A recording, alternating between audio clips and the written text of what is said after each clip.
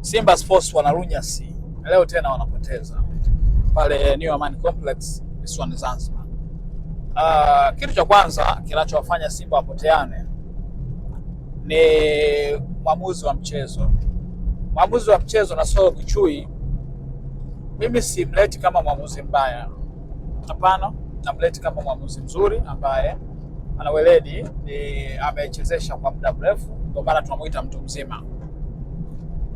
Wasiwasi wangu ni kwamba matukio mengi ambayo yamekuwa yakitokea kiwanjani ya Simba na kufanyiwa fouls na nini, waamuzi kwenye mechi za Simba na Yanga wamekuwa wakipendelea zaidi Yanga kuliko Simba.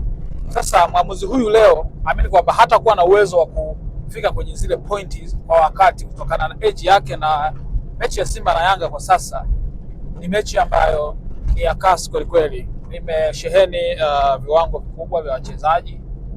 Kwa tutarajie Simba akionewa tena leo na mwamuzi, kwa sababu ni kawaida yake. Tunaangalia trends, mechi karibu 3 zilizopita kati ya mechi 6 alizopoteza, kama zingechezeshwa fair, yamkini Simba asingeondoka amevutiana. Kitu kingine ni uongozi wa Simba bado haujakuwa sawa.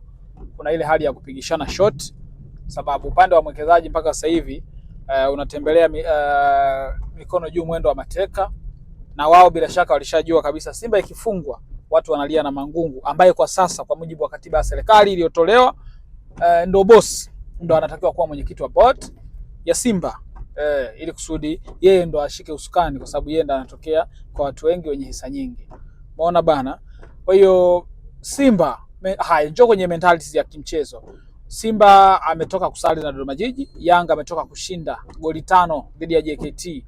JKT tunaweza tukaizungumza vyovyote tunavyoizungumza, lakini JKT ni bonge moja la timu kubwa, timu ambayo si rahisi kuchukua matokeo, na sio timu ambayo unaweza kaifunga ukasema nimemfunga kibonde. No, sio kweli. Haya, njoo kwenye factors za kiuwanja. Young Africa ule uwanja ameutumia msimu huu, amecheza pale almost mechi 3 kama sio 4. Umeona bana?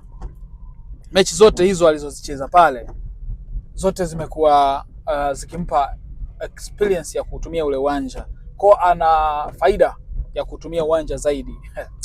Wewe yangu namjua, afu engineer anavyopenda sifa. Subutu.